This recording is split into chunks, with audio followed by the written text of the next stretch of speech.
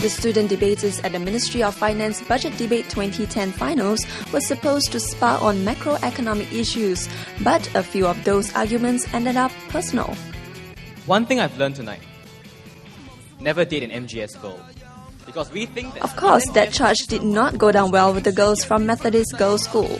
We don't really want to date Hwa-Chong debaters either. So the feeling... Personal jibes aside, the debaters also talked about issues like raising productivity and income equity. During the competition, the debaters took on the roles of either the finance minister or various interest groups in society.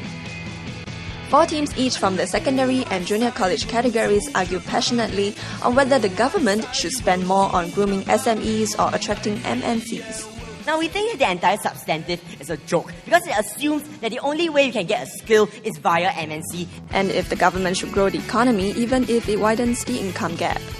Theirs is a side that pretends, that hides behind the average to ignore the poor. Students from various schools turned up in droves to support their favourite debaters. They also took the opportunity to question the debaters on their stand on economic issues such as whether innovation is pertinent for a startup company.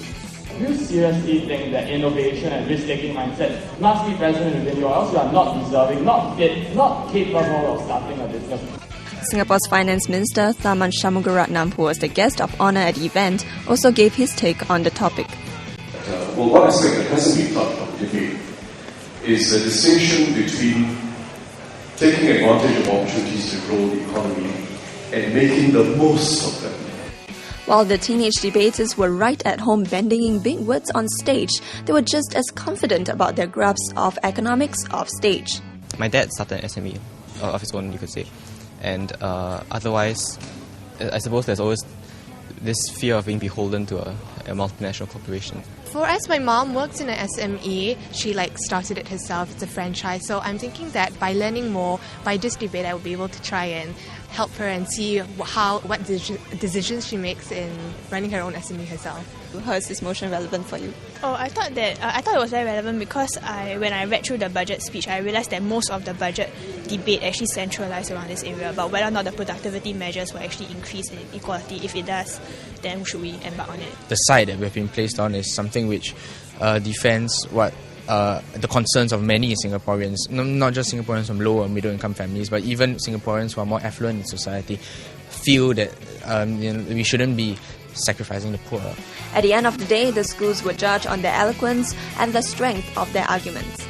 Anglo-Chinese School Independent won the secondary school category, while Raffles Institution took the top spot in the pre-U category. How are you going to celebrate? Sleep. A lot. I'm probably going to go home and just sleep.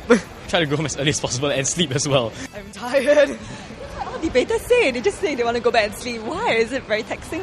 Yeah, I mean, aside from being in stuffy blazers and sweating and being physically exhausted, debate is very mentally and emotionally taxing. Next up, the winners of the Best Speaker Award tell us what makes a good debater.